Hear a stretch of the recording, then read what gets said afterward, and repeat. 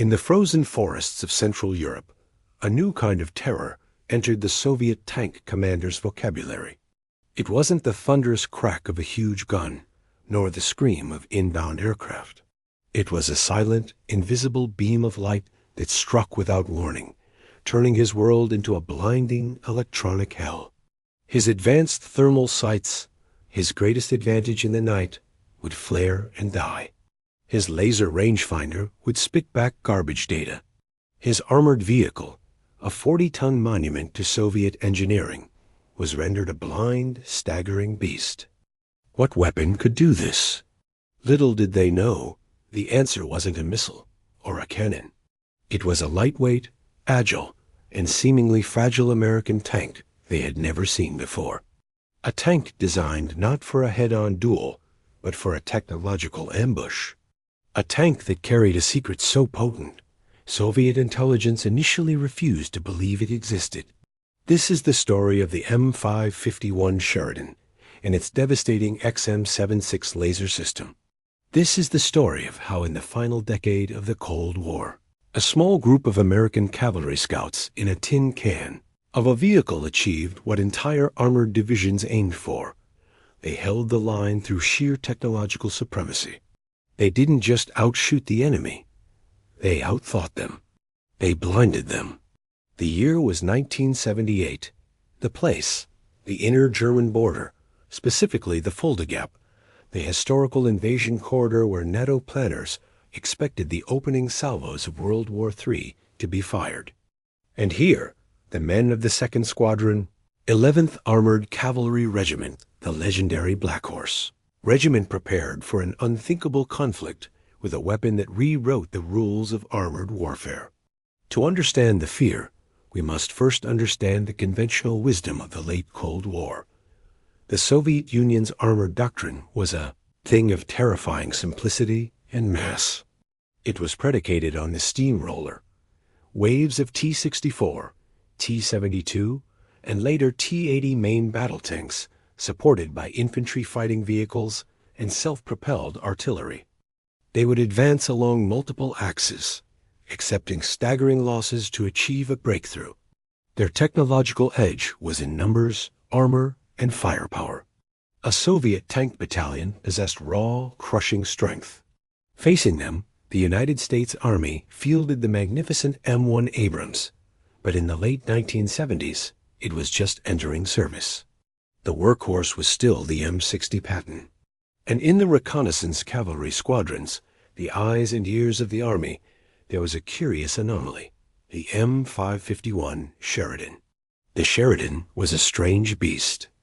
Officially an armored reconnaissance airborne assault vehicle, it was light enough to be airdropped, had an aluminum hull that could be pierced by heavy machine gun fire, and carried a massive 152 mm gun launcher that could fire both conventional shells and the shielded anti-tank guided missile.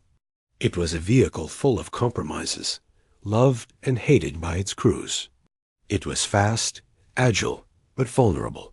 It was not a main battle tank. And that's exactly why it was the perfect platform for a revolutionary new weapon. In the mid-1970s, the U.S. Army S-Night Vision and Electro-Optics Laboratory began developing a concept straight out of science fiction, a laser dazzler. The idea was simple. Soviet tanks were increasingly reliant on sophisticated optics. Their gunners used laser rangefinders to aim, and their commanders used advanced thermal and night vision sights. What if you could disable those optics without firing a single shot?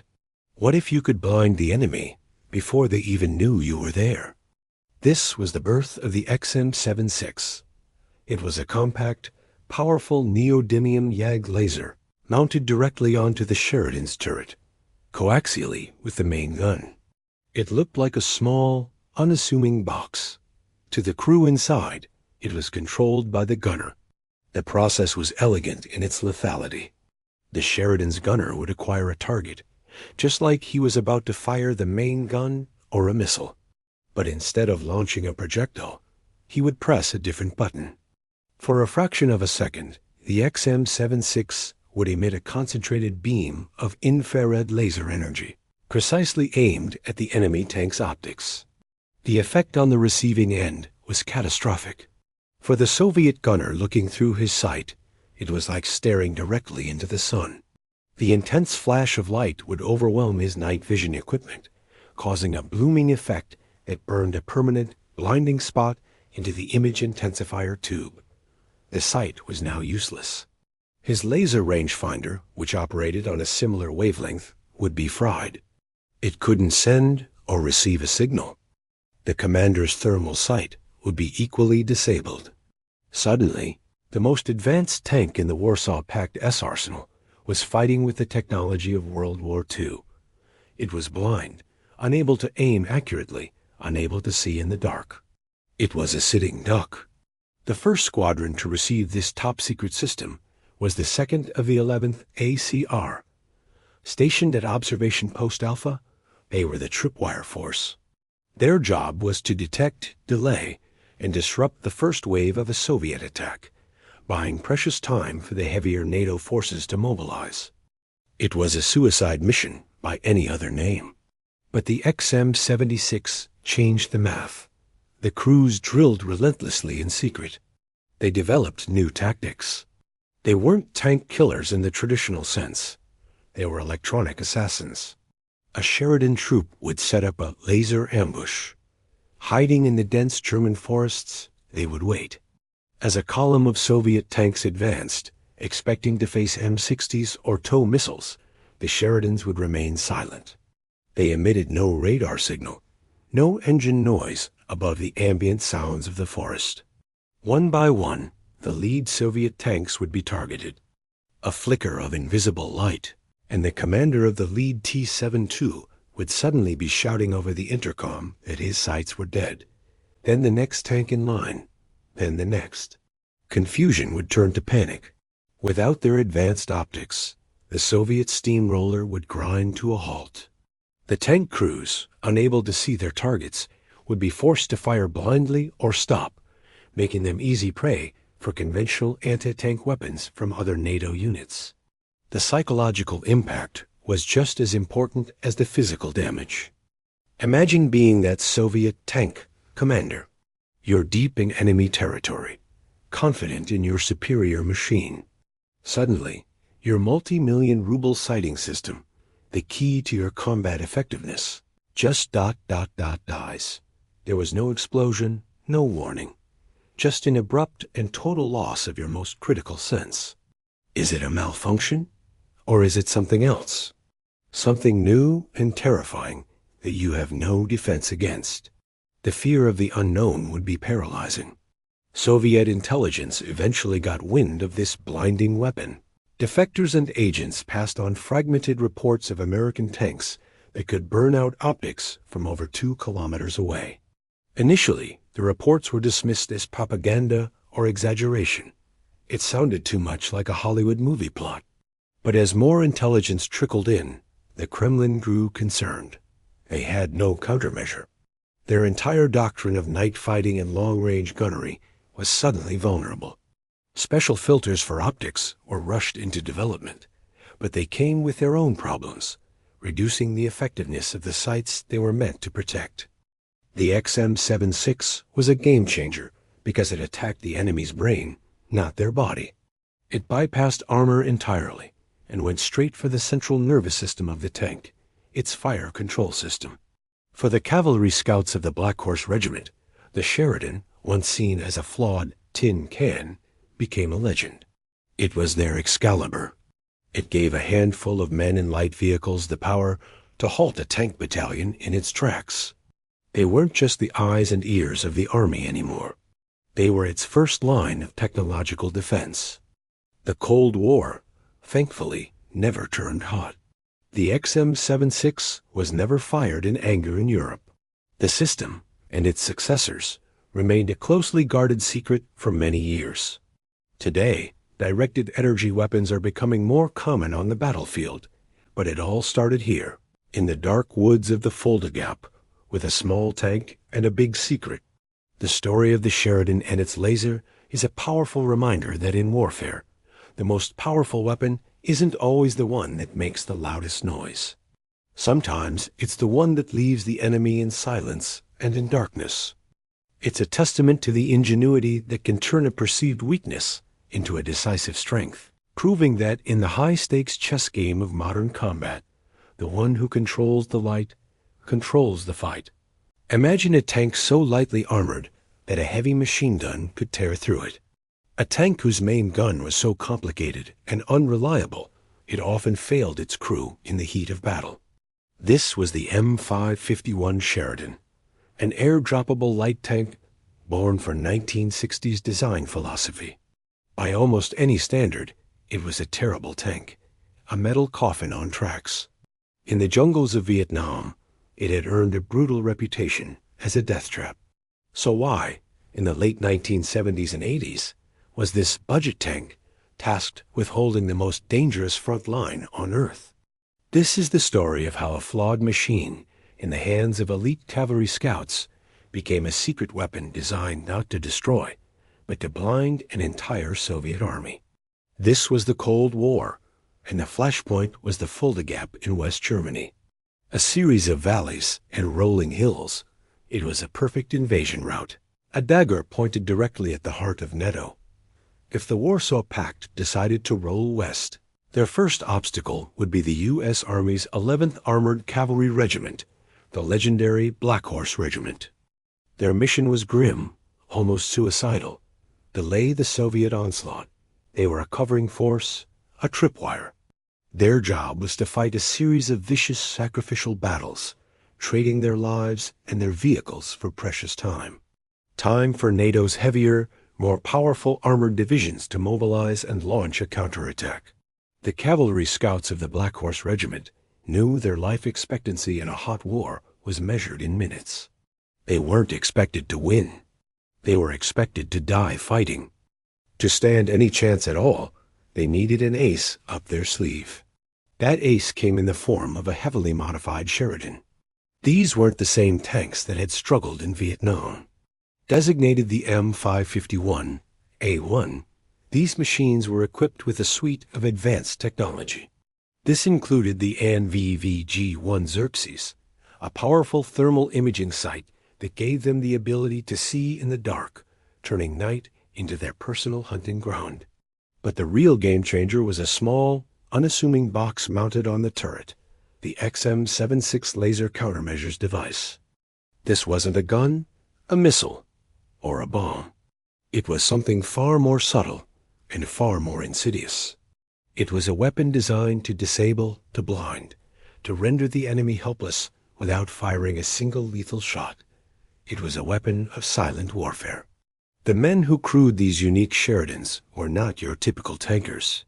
They were the cavalry scouts of units like D Troop, 2nd Squadron, men like Sergeant First Class Michael Ace, a Sarah.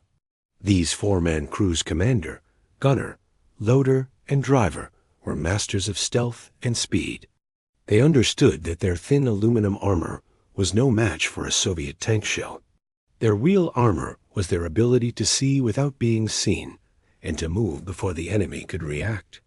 They spent years patrolling the tense border between East and West Germany, a constant grinding standoff that could explode into World War III at any moment. They weren't just waiting for a war. They were living in a constant state of low-level conflict. They faced off against their direct adversaries, the elite Soviet 8th Guards Army and the 79th Guards Tank Division. These encounters were nerve-wracking games of cat and mouse, staring contests across barbed wire fences, aggressive maneuvers on narrow patrol roads. A wrong turn, a misinterpreted signal, a moment of aggression, any of it could ignite the powder keg. It was in this crucible of constant tension that the Sheridan crews honed their skills to a razor's edge. They memorized every inch of the Fulda Gap, the dense forests of the Rastorf training area, the open fields that offered long lines of sight, the critical choke points of every bridge and valley. They knew the terrain better than the people who lived there. They rehearsed their battle drills over and over and over again until they were pure muscle memory. The sequence was always the same: move from a concealed hide position, dash to a pre-planned firing point. engage the target, and immediately displace to a new hide before the enemy could return fire. Hide, move, shoot, displace. Speed and stealth were life. Hesitation was death. And they trained relentlessly with their secret weapon, the XM76. The device itself was deceptively simple. When activated, it emitted a low, almost imperceptible hum. On the tank commander's order, the gunner would use his advanced day-night sight to lock onto an enemy vehicle. He'd center his crosshairs, just as if he were about to fire a missile or a conventional shell. But instead of the button that would launch a deadly projectile, he would press a different one, a button that unleashed something else entirely. This is how it was meant to work. A Soviet T-72, leading a column of tanks, rolls into the Fulda Gap. Its crew, confident in their thick steel armor, peers through their own sights, scanning for NATO forces. Suddenly, the Sheridan crew, hidden miles away, targets them. The gunner presses the button for the XM76, a powerful focused beam of laser energy, invisible to the naked eye, shoots across the battlefield and strikes the Soviet tank's optics. The effect inside the T-72 is instantaneous and terrifying. The crew's periscopes and gun sights are filled with an overwhelming flash of blinding white light. Their night vision equipment is fried, the sensitive electronics burned out. The crew isn't dead, they aren't even wounded, but they are completely and utterly blind. The tank, a multi-million-dollar war machine, is now just a deaf and blind steel box, unable to see, unable to aim, unable to fight. Now, multiply that by dozens. The plan was for the Black Horse Sheridans, scattered in hidden positions across the gap, to orchestrate this silent attack. They would systematically blind the lead elements of the Soviet invasion force. Command tanks, reconnaissance vehicles, air defense systems, all would have their eyes burned out. The Soviet advance would grind to a halt, not because of explosions and fire, but because of confusion and chaos. The lead elements, suddenly blind, would block the path for the units behind them, creating a monumental traffic jam. The perfectly rehearsed Soviet invasion plan would shatter into 1,000 pieces before the first shot was even fired in anger. This was the time the Black Horse Regiment was tasked to buy, not with a wall of fire, but with a curtain of blindness. The XM76 was a product of its time, a piece of bleeding-edge, almost science fiction technology. Officially, it was a countermeasures device designed to defeat the guidance systems of early anti-tank guided missiles. By overwhelming a missile sensor with laser energy, it could cause the missile to fly off course. This was its stated purpose, and it was a valid one. But everyone in the Black Horse Regiment knew its true, unspoken potential. It was an offensive weapon of tactical brilliance, designed to sow chaos. They even developed a slang term for using it: zapping. They would talk about zapping a target, a chillingly casual term for inflicting sensory destruction. The existence of this system was a closely guarded secret. The crews were under strict orders never to use it, not even in training, against friendly forces. Its effects on the human eye, even through optics, were unknown but presumed to be permanently damaging. This was a weapon that walked a fine line, a tool that could change the course of a battle without causing a single casualty, yet held the potential for horrific injury. For the cavalry scouts of the 11th CR, it was a symbol of their unique mission. They weren't meant to be a sledgehammer. They were a scalpel, tasked with surgically disabling the enemy's nervous system. The flawed, unloved Sheridan, a tank everyone else wrote off, became the perfect platform for the strange and silent form of warfare. It was a testament to the idea that in war, the most effective weapon isn't always the one that makes the loudest noise, but the one that gives a small group of determined soldiers a clever, asymmetric advantage.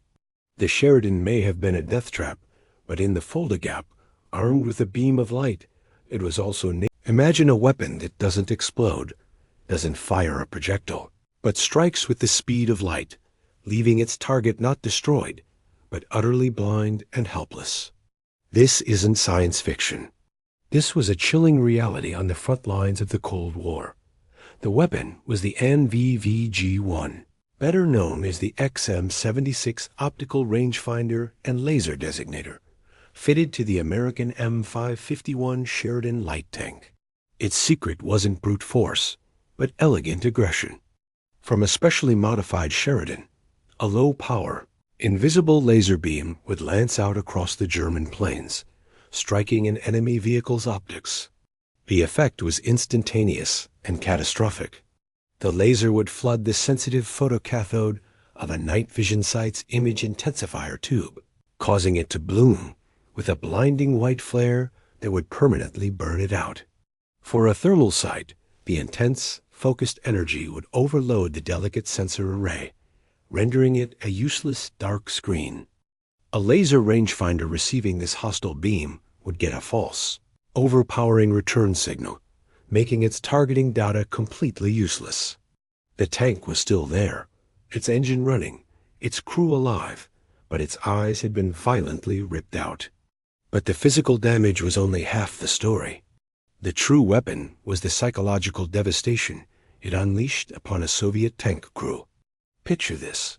You are a commander in a T-72 tank, pushing through the pre-dawn fog along the Fulda Gap.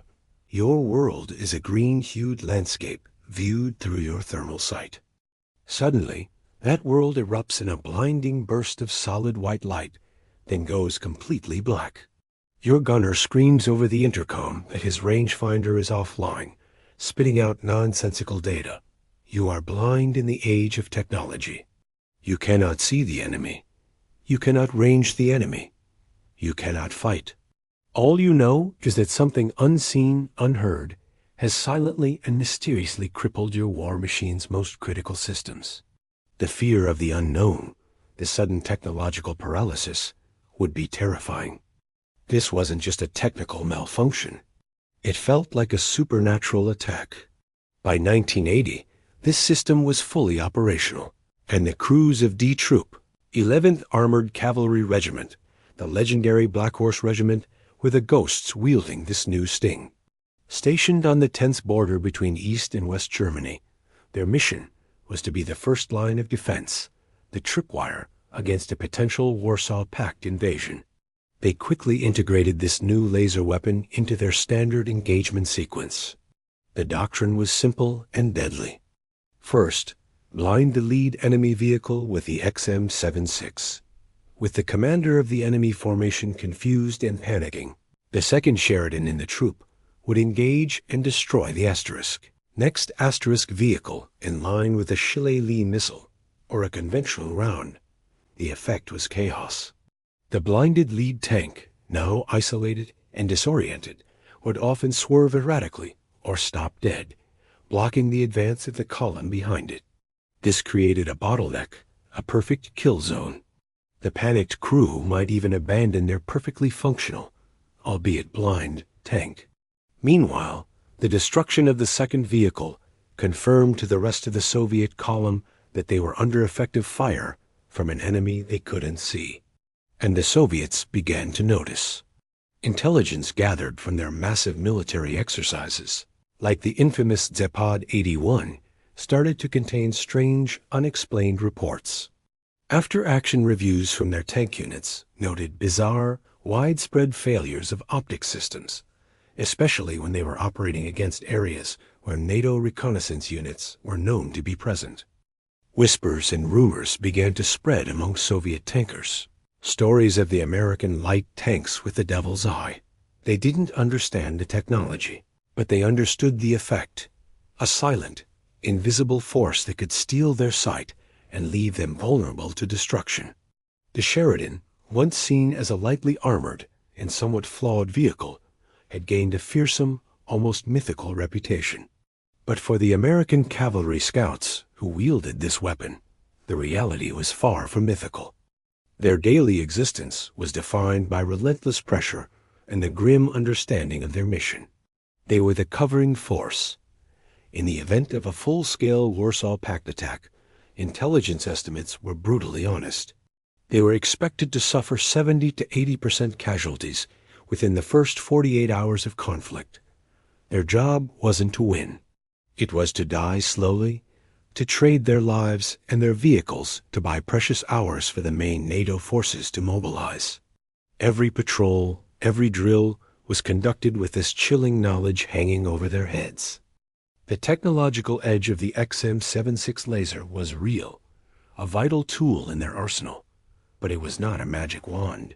And the crews who depended on it knew its limitations better than anyone. The laser's effective range was limited, most effective under 1,500 meters.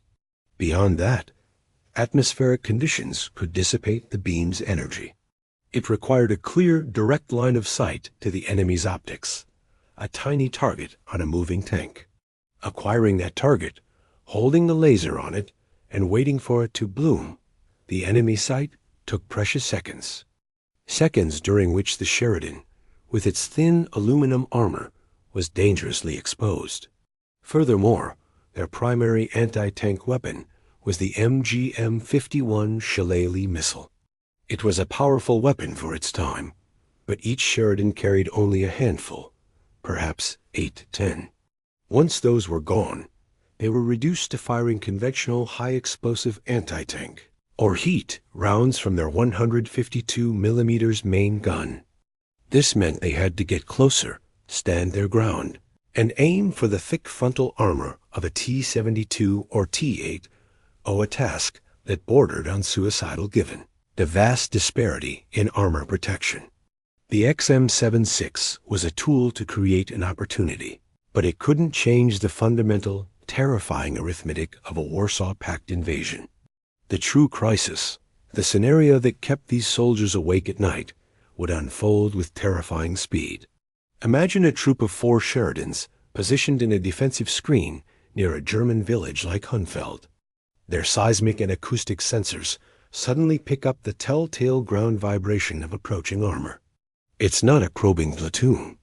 It's a full Soviet motor rifle regiment on the move over 100 armored vehicles, advancing behind a rolling artillery barrage that chews up the landscape.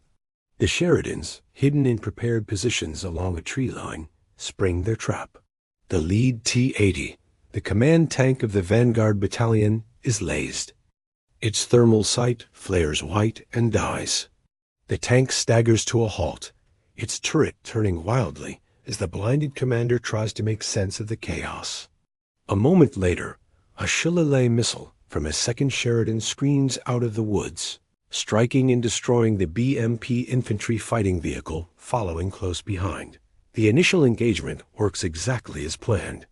The enemy's advance is momentarily checked. But then comes the Soviet response. It is not one of precision, but of overwhelming, indiscriminate volume. They may not be able to see the specific Sheridan that fired, but they know the general area. A battalion of 2 S-1 Gvozdika, 122 mm self-propelled howitzers, positioned miles back, is given the coordinates. Within minutes, the entire forest edge erupts as hundreds of high-explosive shells rain down, turning the cavalry troops' hiding place into a splintered, burning hell. Trees are shredded, the ground churns, and shrapnel fills the air. Simultaneously, a flight of Mi-24 hind attack helicopters, the dreaded flying tanks, is called forward. They sweep in low, their stub wings bristling with rocket pods. They don't need to see the Sheridans. They saturate the entire tree line with hails of 30 mm cannon fire and salvos of S-5 rockets. For the Sheridan crews, there is nowhere to run, nowhere to hide. Their thin armor offers no protection against this onslaught. Their mission to delay the enemy is a success, but it is measured in minutes and paid for with their lives. This was the brutal reality behind the Devil's Eye, a clever, fearsome weapon wielded by soldiers who knew they were living on borrowed time, holding the line against the Fulda Gap, a hypothetical front line in a war that never came. American M551, Sheridan light tanks, armed with a top-secret weapon, are facing a tidal wave of Soviet armor. But their initial advantage is fading fast. The Sheridan's thin aluminum hulls offer almost no protection against the sheer volume of enemy fire. As they race for cover, one throws a track on a cratered road, immobilized. The crew has seconds to decide: destroy the vehicle and its secret laser, or try to fix it under a hail of shells. Another Sheridan is caught in the open. A flanking platoon of T-72s spots it. The Sheridan's laser is a powerful tool, but it can only engage one target at a time. A 125mm armor-piercing round screams through the air and punches straight through the hull, turning the interior into a storm of white-hot metal. The technological edge is being erased by brutal, overwhelming mass. For the surviving crews, the crisis is terrifying. They're isolated, running low on ammunition, and facing a horrifying truth. Their clever weapon can't stop the tide. It can only slow it down, one tank at a time, at the cost of their own lives. The greatest fear isn't death, but irrelevance, the fear of being wiped out without buying the precious hours their commanders so desperately need. The initial tactic of simply blinding and destroying one tank at a time isn't working. It's a losing battle of attrition. But then a shift. The turning point isn't a dramatic last stand, but a moment of tactical genius. The cavalrymen of the Black Horse Regiment realize the laser is more than just a tool to help them kill a tank. It's a psychological weapon, capable of manipulating an entire enemy formation. This changes everything. They started to innovate, developing new tactics designed to maximize terror and confusion. Instead of just blinding the lead tank in a column, a single Sheridan, hidden on a wooded slope, would paint multiple vehicles in rapid succession. Imagine the chaos in the Soviet column. 3 or 4 tanks suddenly report catastrophic, simultaneous optics failures. From their perspective, it seems like they're being hit by some new invisible electronic warfare weapon. Unit cohesion shatters. The advance grinds to a halt as commanders frantically try to figure out what's happening. This wasn't just about blinding tanks anymore. It was about creating paralysis. The cavalrymen began integrating the laser with other assets. A stalled Soviet company, its tanks effectively blind, would be marked with smoke. This was a signal for off-map killers. Suddenly, the sky would fill with death. H-1 Cobra helicopters would swoop in, firing tow missiles. A-10 Warthogs would unleash their devastating 30mm cannons.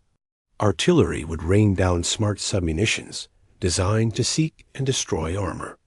The Sheridan's laser didn't just blind the enemy. It painted a giant bullseye on them for everyone else to see. The ultimate expression of this new doctrine was the reconnaissance pull. The Sheridan, with its long-range thermal sight and laser, became the perfect scout. It could identify and disable the enemy's own scouts long before they knew what hit them. By blinding the lead BMPs and tanks of a reconnaissance battalion, the Sheridans could essentially create a fog of war for the main Soviet force following behind. The enemy's spearhead was blunted before it even made contact with NATO's main defensive line. The Sheridan crews were no longer just tank hunters. They were conductors of a symphony of destruction. Crews like aise became artists of the ambush. They mastered the terrain, knowing that a Soviet tank commander's thermal sight, while powerful, had a very narrow field of view. They would position their Sheridan just outside that optimal cone, hidden in the thermal clutter of a tree line or a ruined building. They would wait, watching the ghostly green images of enemy armor roll through their sights. Then, they'd pick their target, usually the command vehicle. The gunner's thumb hovers over the laser button. A silent, invisible beam shoots out, striking the T-80's sight. Inside the Soviet tank, chaos. The gunner shouts in alarm.